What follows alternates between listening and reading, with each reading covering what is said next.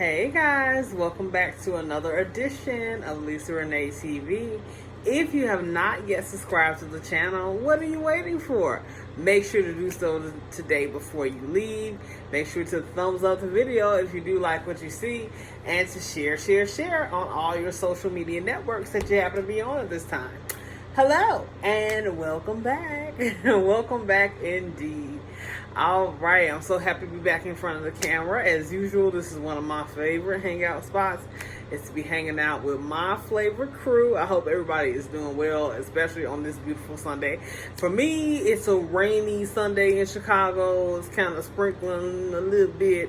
It's supposed to be a little heavier later, but I'm in the house, I didn't went to church, so, I'm back in now, so. And I got me a coffee, too. So I'm happy.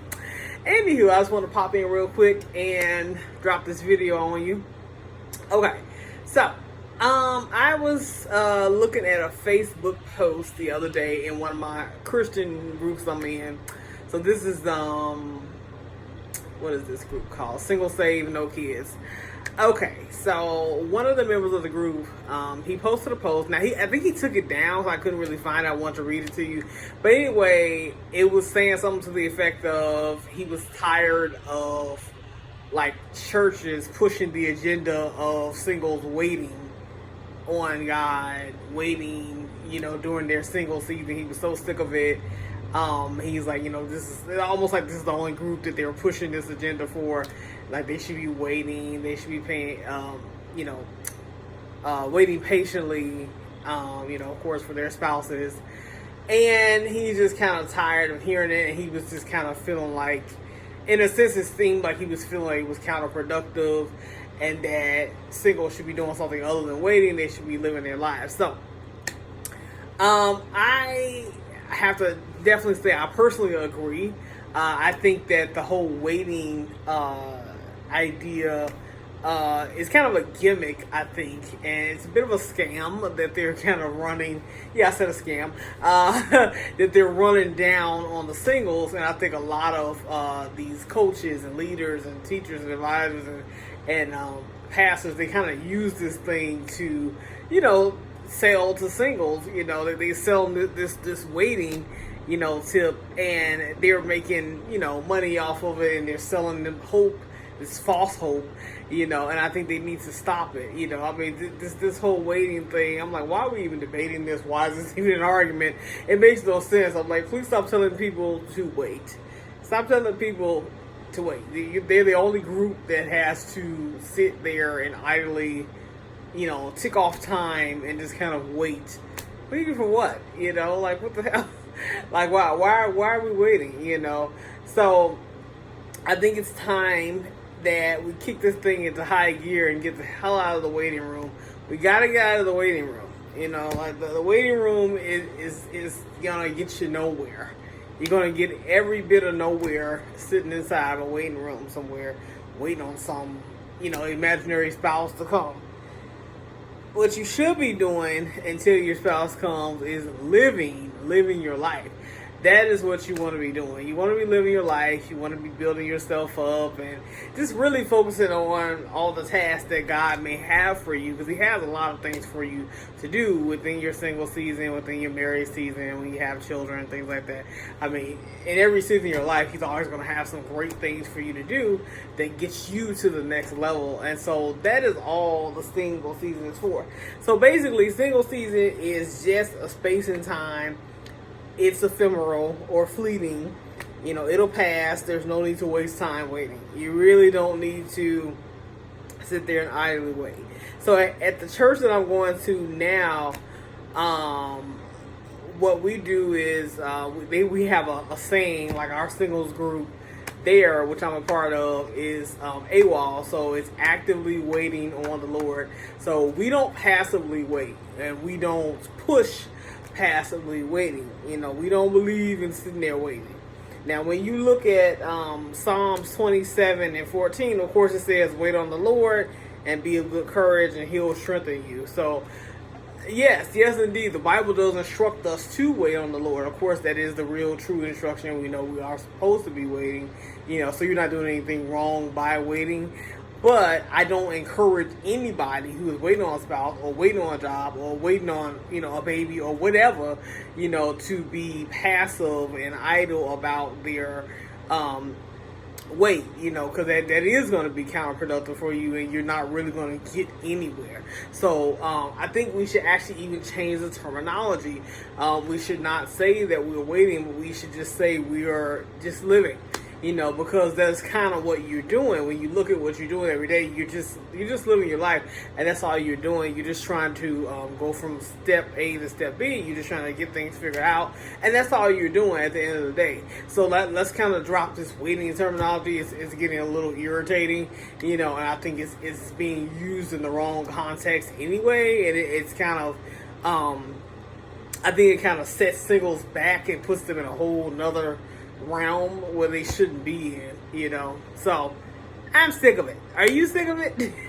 I'm just truly tired of it, Now I'm a single who's been in and out of the single realm. Yes, I've been to the relationship realm. I've had little short relationships that didn't last for whatever reason. So I've been in and out. Now, for me, I look at that as, one of God's little blessings, sometimes He will allow you to get out of the single realm for a second so you can kind of take a breather and you can be elevated to a relationship for a period of time, and then that may not be your Boaz, maybe you're not going to marry that guy, but you get a breather, you get into a little relationship. It's just something else to strengthen you and something else that you're going to grow from, and you'll learn little lessons here and there.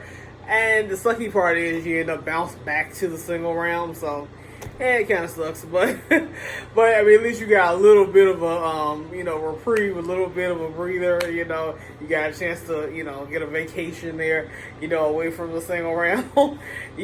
So yeah. But, you learn your lessons, and then you get stronger from it.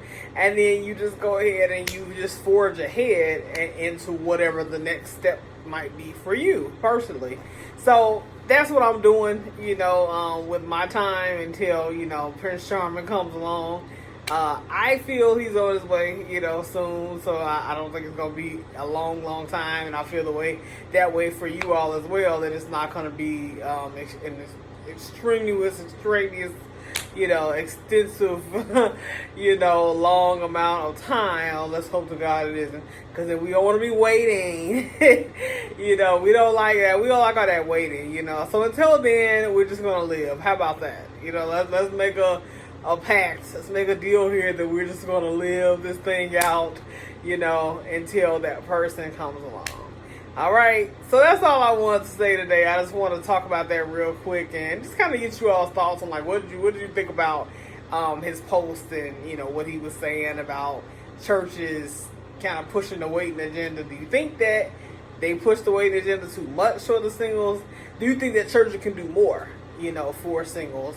Cause maybe you're in a church already that does a lot. Like for me, my church does a lot for singles. I think they're pretty awesome. I can't really complain. I think the singles ministry is pretty cool. We go out and we hang out and everything. We just hung out not too long ago. We went out to, we had a 3-day weekend dedicated to us, so it was really cool. So I think they do a lot to push, push for us, and we have fun, and, we do our Bible studies, and, it's really cool, so I feel like we're really gaining a lot spiritually, as well as fun, from being in that particular ministry. So, but maybe your church is doing okay, for singles. But there are other people who may be at church where they a little lackluster, when it comes to the single ministry. Cause it's a lot of churches, man. I'm sorry, but they don't have a great singles ministry. Okay, their singles ministry is pretty whack. Either it's non-existent, or it's not great. They're not doing a lot to nurture the singles. They're not doing anything for them. They don't care about trying to help them mate up, or help push that agenda. So, and really, all you as a church, all you want to do is create an environment where singles can come together. That's your only job. You're not a speed dating event, you know. Just create an environment where the singles can come together, and then if they're gonna, you know, somebody gonna get married, then that's on God, you know. So, you know, he'll do the rest, but you just create the environment. That's all you have to do. But some churches do need to do better in that area. So, you know, what do you guys think? What kind of church are you in? Is your church doing okay or what? You know, so, you know, let me know. Drop your comments in the comment section below. You can always hit me up on Facebook, Twitter, Instagram, all that good stuff.